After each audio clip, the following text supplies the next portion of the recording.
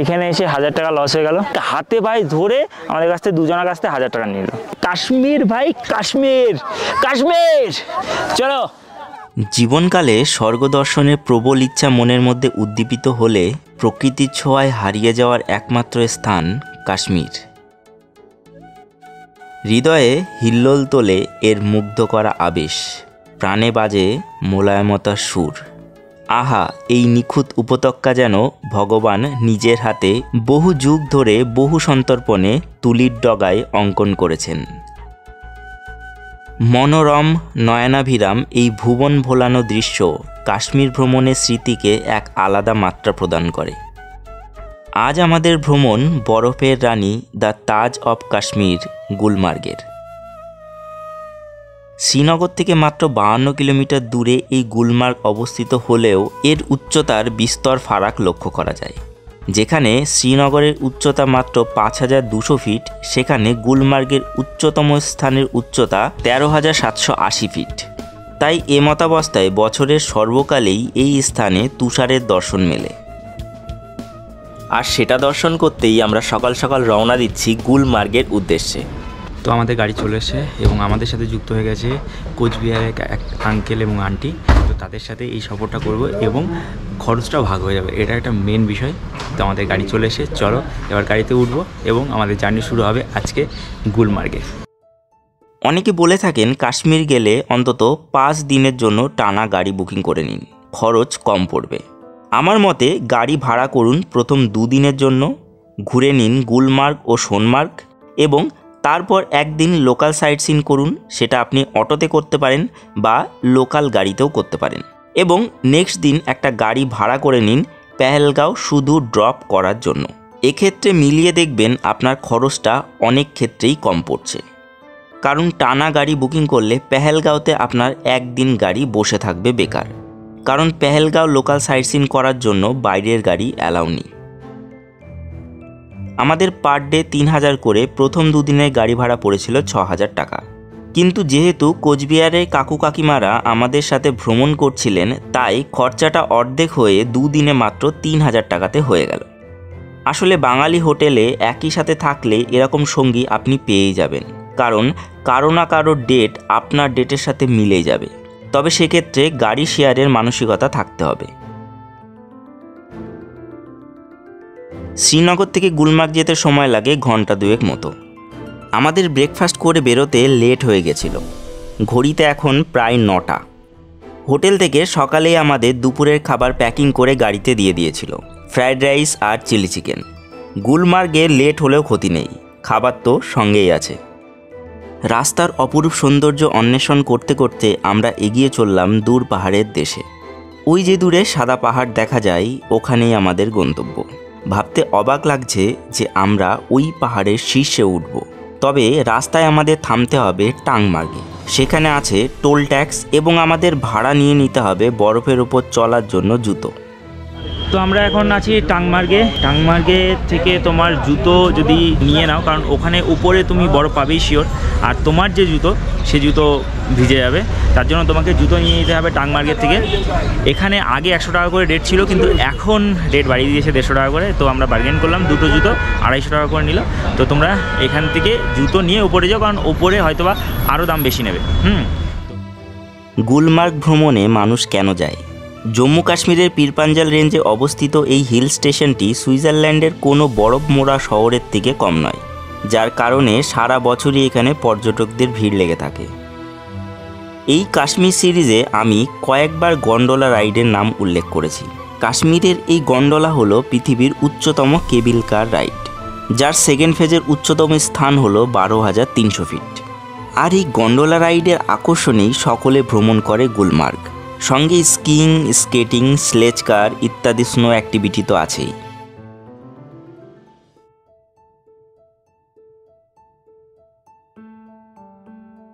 মহিষীরা বলেন ভ্রমণের আসল আনন্দ তো এই সফরেই।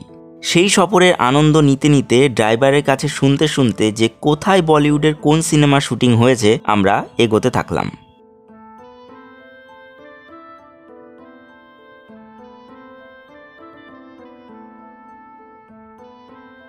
অপূর্ব সুন্দর দৃশ্যাদি দেখতে দেখতে আমরা গুলমার্গে সেই ট্যাক্সি স্ট্যান্ডের কাছে এসে পৌঁছালাম। তো আমরা গুলমার্গে যে জায়গা ট্যাক্সি স্ট্যান্ড সেখানে চলে এসেছি। এখান থেকে তোমাকে প্রায় 1 কিলোমিটার হেঁটে যেতে হবে সামনের দিকে, ঠিক আছে? ওই টু গন্ডোলা, ওই যে গন্ডোলার রাস্তা, চলো আমরা হাঁটা শুরু করব। এখান থেকে গন্ডোলা রাইডের টিকিট কাউন্টার 800 মিটার, আপনি হেঁটেই চলে যেতে পারেন।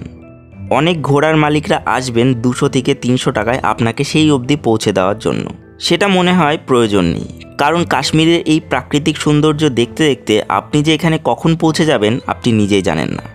আর হ্যাঁ, কাশ্মীরে ঘোরাতে বিভিন্ন পয়েন্ট আপনাকে ঘোরাবে বলবে, সেই পয়েন্টের চক্করে যদি আপনি পড়েন তাহলে আপনার পকেটে কখন যে টাকা শেষ হয়ে গেছে সেটা আপনি টের পাবেন না।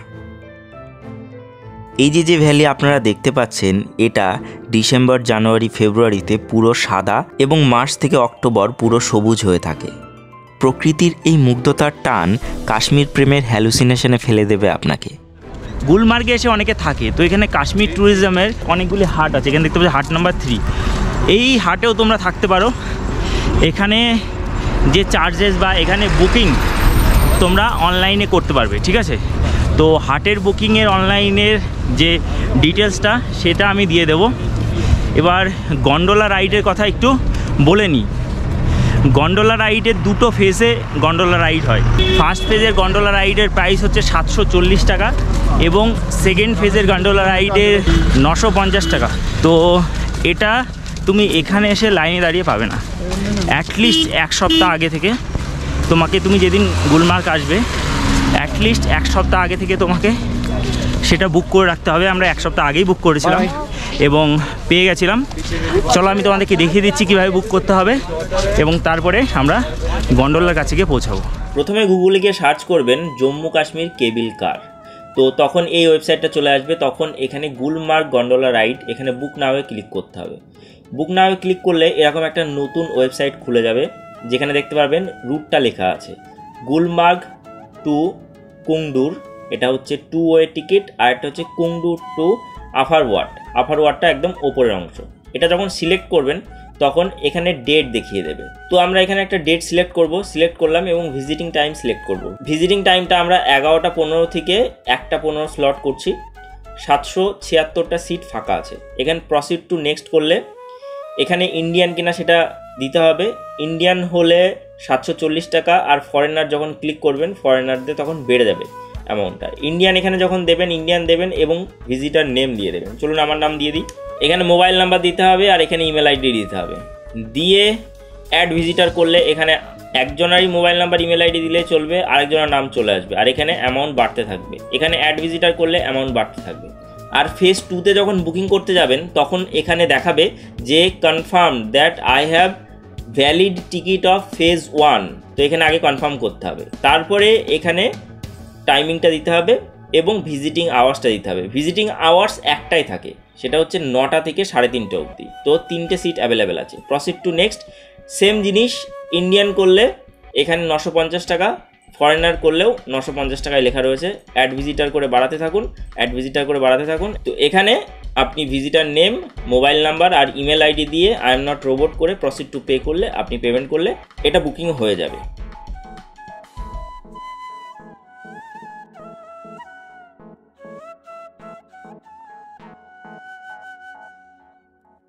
তো গন্ডোলা রাইডের ভেতরে চলে আসলাম। এখানে এন্ট্রি করতে হবে, তোমার দেখে নেবে টিকিট। আমাদের 11টা 15 টিকিট ছিল, ঠিক আছে? তো 11টা 15 টিকিট দেখিয়ে আমরা সামনের দিকে চলে গেলাম। আর একটা কথা বলে রাখি, ওপরে কিন্তু খাবার দাবারের দাম অনেক বেশি। তো নিচে থেকে ওই উইঙ্কিসের যে কেকগুলো আছে 30 টাকা, ওটা 50 টাকা করে নিয়ে নিলাম একটা। আর জলের বোতল অবশ্যই তোমরা নিয়ে এসো। জলের বোতল আমি নিয়েছি আগে থেকেই। এখানে নিচে 30 টাকা করে, উপরে নাকি 100 টাকা করে। চলো দেখা যাক। এই গন্ডোলার ডিমান্ড কিন্তু সারা বছরই খুবই বেশি, তাই আগে থেকে টিকিট বুকিং করে আসবেন, কারণ এখানে কাউন্টারে কোনো টিকিট পাবেন না, এমনকি কাউন্টারই খুঁজে পাবেন না। তো গন্ডোলা রাইডের যে মেন যে জায়গা, সেই জায়গায় এসে উপস্থিত হয়েছে। তুমি ভিড় দেখবে ভাই, লেভেলের ভিড়। দেখো এই দিক দিয়ে ঘুরে ঘুরে, মানে এই যে লাইনটা যাচ্ছে এই দিক দিয়ে ঘুরে ঘুরে ঘুরে ঘুরে ওই দূর দিয়ে ঘুরে ঘুরে ঘুরে ঘুরে এখান দিয়ে এসে এবার এখান দিয়ে উপরে উঠতে হবে। ঠিক আছে। তো প্রচণ্ড ভিড়, একটাই অপশান, সেটা হলো অনলাইনে টিকিট করা। আর সবথেকে সত্যি কথা বলতে সকালে যে ফেজটা থাকে ওই ফেজটাতে অনেকটা চাপ কম থাকে, কিন্তু এই যে মিডিলে যে ফেজটা সব থেকে চাপ বেশি থাকে, আর লাস্টের ফেজে সব থেকে চাপ কম থাকে। মানে 11:15 থেকে 1:15 যে ফেজটা সব থেকে বেশি চাপ থাকে।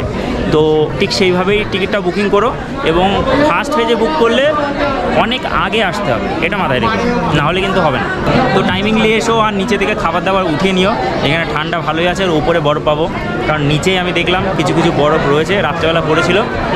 তো চলো তোমাদেরকে দেখাচ্ছি, তোমরা দেখো এখানে কত সময় লাগছে সেটাও তোমাদেরকে বলছি। তো 1 ঘন্টা লাইনে দাঁড়ানোর পর আলটিমেটলি ভেতরে আসলাম, কিন্তু এখনও মনে হচ্ছে 10-15 মিনিট দাঁড়াতে হবে। হ্যাঁ, তো টাইম হাতে টাইম নিয়ে এসো, নাহলে তো চাপ হয়ে যাবে। প্রায় ঘন্টাখানেক এদিক ওদিক সাপের মতো একিয়ে বেঁকিয়ে লাইন কমপ্লিট করার পর আমাদের গন্ডোলাতে বসার সুযোগ এলো। গুলমার্গের প্রথম ফেজের উচ্চতা 8530 ফিট।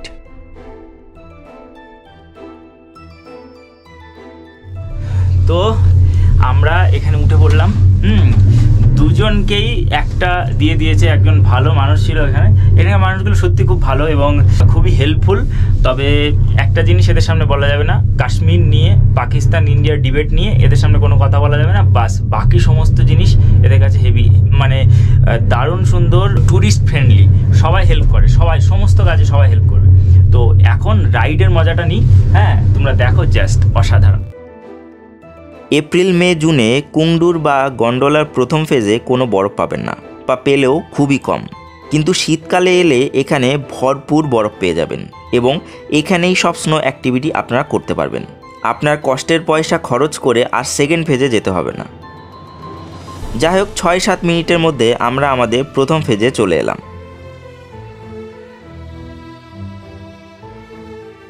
তো বন্ধুরা, চলে এসেছি এখন আমাদের ফার্স্ট ফেজে। ফার্স্ট ফেজ এখানে এখন এই মুহূর্তে এতটা বরফ পড়েনি, কিন্তু অল্প অল্প পড়েছে, ওই যে দূরে দেখতে পাচ্ছ অল্প অল্প পড়েছে। কিন্তু সেকেন্ড ফেজে ওই যে ওপরে দেখতে পাচ্ছ, ওপরের পাহাড়ে উঠবো সেকেন্ড ফেজটা ঠিক এরকমভাবে উঠবে। হ্যাঁ, জাস্ট ফ্লাইট যেভাবে টেক অফ করে এরকমভাবে, তো সেকেন্ড ফেজটা ওইভাবে টেক অফ করবে।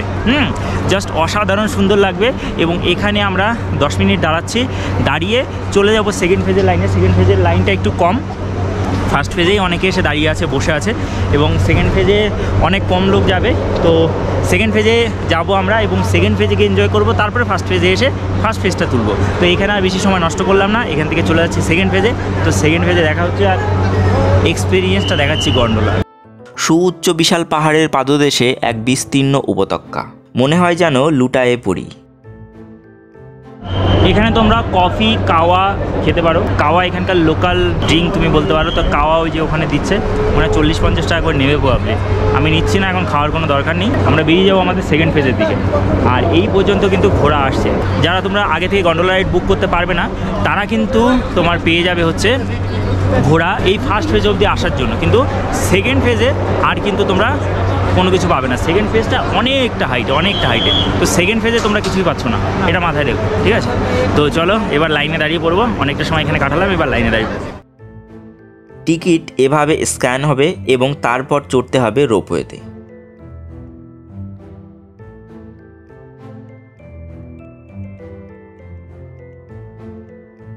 তো বন্ধুরা, আমরা সেকেন্ড ফেজে চলে এসেছি। সেকেন্ড ফেজটা জাস্ট অসাধারণ হতে চলেছে। আমি তোমাদেরকে দেখাবো সম্পূর্ণ জার্নিটা, তোমরা জাস্ট দেখো। সেকেন্ড ফেজে আমরা দুজন, তো চলো দেখতে থাকো। সেকেন্ড ফেজটা সামনের দিক থেকে তোমাদেরকে দেখাই, দেখো। যারা শুধু ফার্স্ট ফেজের টিকিট পেয়েছিলেন তারা হেঁটে বা ঘোড়ায় করে বরফের কাছাকাছি যাচ্ছেন, আর যারা ফার্স্ট ফেজেরও টিকিট পাননি তারা ঘোড়ায় চেপে নিচে থেকে ফার্স্ট ফেজ অবধি আসছেন। ঘোড়াতে দরদাম করলে পার হেড 1 থেকে 1,500 টাকা খরচ হতে পারে। আমরা ওপরের দিকে উঠছি, আর নিচের সবুজ প্রকৃতি ধীরে ধীরে সাদা হয়ে যাচ্ছে। এইবার একদম পুরো উপরের দিকে উঠছে, এবং ওখানে অনেকে হচ্ছে ওর স্কেটিংও করছে। জাস্ট দারুণ লাগবে, আমি তোমাকে দেখাচ্ছি, তোমরা জাস্ট দেখো, জাস্ট দারুণ লাগবে স্কেটিংটা। আর আরও একটা কথা বলে রাখি, যে যাদের হার্টের প্রবলেম আছে, যাদের কোনো অ্যাস্থমা আছে, তারা প্লিজ ওপরে এসো না, তারা এই ভিডিওটা দেখে এনজয় করো, আশা করি তোমাদের ভালো লাগবে। আমরা যেখানে যাচ্ছি সেটা হিমালয়ের পীরপাঞ্জাল রেঞ্জের আফার ওয়াট শৃঙ্গ, যার উচ্চতম স্থান 13,780 ফিট, কিন্তু গন্ডোলা দাঁড়াবে 12,300 ফিটে।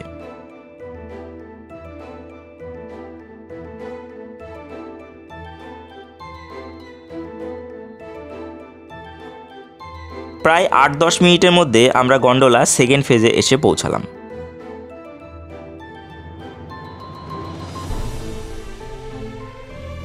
গুলমার্গের এই স্থান থেকে পাক অধিকৃত কাশ্মীর 8 কিলোমিটার দূরে অবস্থিত, আর এখানেই আছে আর্মি বেস ক্যাম্প, যদিও দূরে পাকিস্তানের বাংকারও দেখা যাচ্ছে। আমরা এখান থেকে হেঁটে হেঁটে বরফের দিকে যাওয়ার চেষ্টা করলাম। তো আমরা এখন উপরের দিকে যাচ্ছি। এবার বিষয়টা হলো যে এখানে তুমি স্লেজ গাড়ি উঠতে পারবে এবং উঠতে পারবে যে স্কেটিং করে, হ্যাঁ সেই স্কেটিংয়ে। तो एटा हाँ जा रहे चलिए हम चले जाएंगे, कोई दिक्कत नहीं, आप चलिए। तो स्केटिंग कर रहे हैं, तो स्केटिंगे ওখানে যাবো। এবার বিষয়টা হলো যে স্লেজ প্লাস স্কেটিং মিলে আমাদের পার হেড 1600 করে বলছিল। আমি বলেছি স্লেজ করবো না, স্কেটিং করাও। তো স্কেটিং করাবে, তো দুজনার 1000 টাকা। অনেক বার্গেন করে করে করে করে করে করে 1000 টাকাতে রাজি হলো। ঠিক আছে চলো। এবার বলছে নাকি পাকিস্তান বর্ডার দেখাবে, স্নোফল করাবে, অনেক কিছু করাবে। চলো, আর ভিডিও শ্যুটও করাবে। চলো, যা যা করাবে সম্পূর্ণ করব, এবং এমন জায়গায় নিয়ে যাবে সেই জায়গায় নাকি একদম আনটাচ বরফ থাকবে। চলো, কি হচ্ছে না হচ্ছে ওখানে না গেলে তো বুঝতে পারবো না। চলো, আমাদের 500 টাকার রাইড শুরু হলো।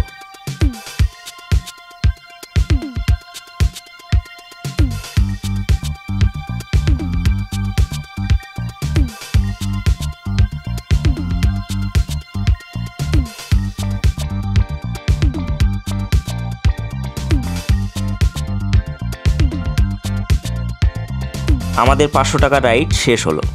বন্ধুরা, এখানে এসে 1000 টাকা লস হয়ে গেল। ভাই লস হয়ে গেল, সত্যি খুব খারাপ লাগছে। অনেক কষ্ট করা টাকা। 10 মিটার না, স্কিং বলে, স্কিং করিয়েছে 10 মিটারও না, 10 মিটারও না।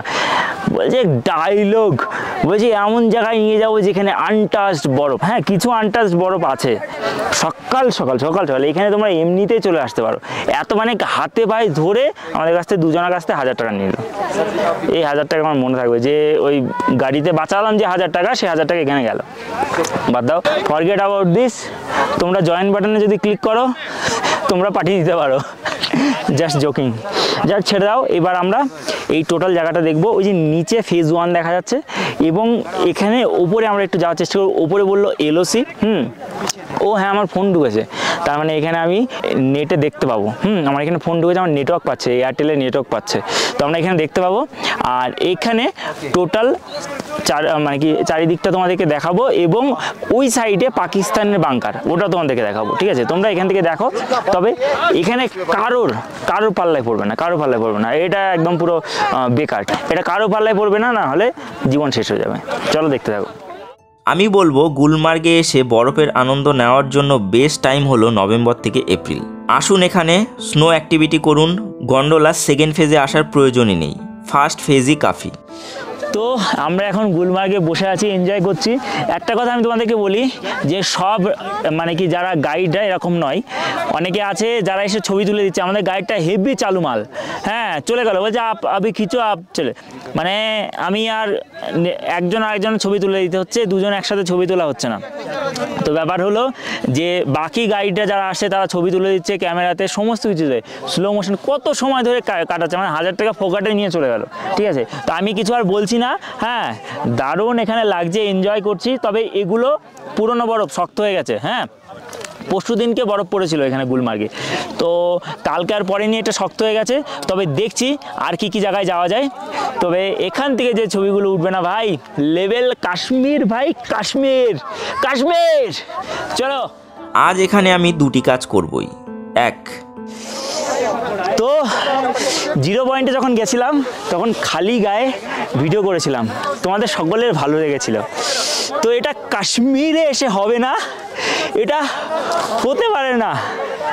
জাস্ট মাইন্ড ব্লোয়িং ভাই এই জায়গা। এবার আমি তোমাদেরকে একটু স্ন্যাপ দিয়ে দিই। বন্ধুরা, গুলমার্গে আমি আছি। এই লেভেল তুমি খুব কম মানুষেরই দেখতে হবে ভাই।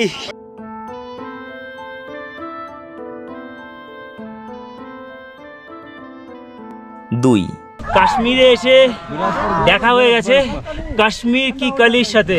ভাবছি বিয়ের প্রপোজালটা দিয়েই দেবো। আমার পেছনে গোলাপো, will you marry me? তো এই প্রপোজালটা দেওয়ার ছিল, দিয়ে দিলাম গুলমার্গে এসে। এখানে প্রায় 2 ঘন্টার সময় কাটিয়ে আবার চললাম ফেজ 1-এর দিকে। তো আমরা এখন নামছি গুলমার্গ থেকে। আমাদের এখন 3:30 বাজে, অনেকটা লেট হয়ে গেল। তো আমরা এখন নামছি গুলমার্গ থেকে। জাস্ট অসাধারণ। তবে এই সাইডটা বরফ বেশি, এই সাইডটা বরফ কম। যে সাইডটা ইন্ডিয়ান আর্মি বেস ক্যাম্প, ওই সাইডটা বরফ বেশি।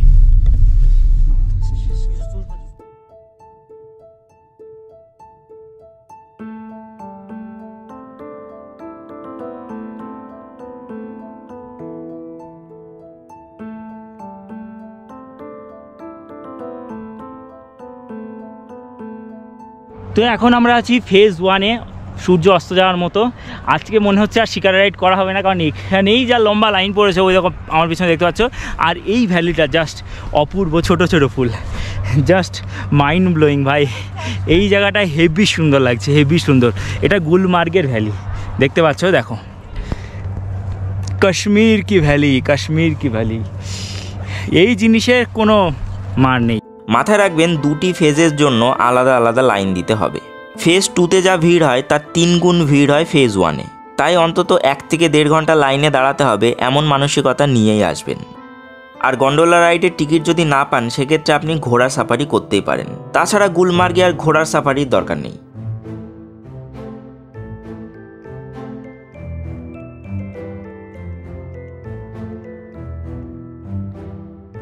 এখানে রেস্টুরেন্ট আছে, তাছাড়া ঝালমুড়ি, ভেলপুরি, চা, কফি, কাওয়া আপনারা খেতে পারেন, কিন্তু চড়া দামে। ফেজ 1-এ প্রায় আমাদের 1.5 ঘন্টা মতো লাইনে দাঁড়াতে হলো। তারপর আমরা নিচে আসার সুযোগ পেলাম।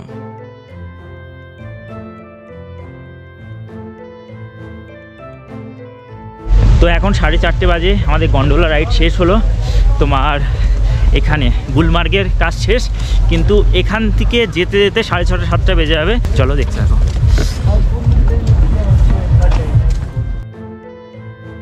অনেকে যারা গুলমার্গে স্টে করতে চান তাদের বলে রাখি, গুলমার্গের সিজনে এক একটা রুমের ভাড়া 15 থেকে 20 হাজার টাকা অবধি চলে যায়। তবে সেক্ষেত্রে আপনারা কাশ্মীর ট্যুরিজমের হাট বুক করতে পারেন। আপনারা 2 থেকে 3 হাজার টাকার মধ্যে হাটে নাইট স্টে করতে পারেন। তবে আমরা সহজ এবং সস্তা উপায় পেয়েছিলাম শ্রীনগর, সেই জন্য আমরা গুলমার্গে আর স্টে করিনি। তাই এখান থেকে আমরা বেরিয়ে পড়লাম শ্রীনগরে আমাদের হোটেলের উদ্দেশ্যে। কাশ্মীরে মাঝে মাঝে চলে ফেস্টিভ্যাল, এখনও চলছিল।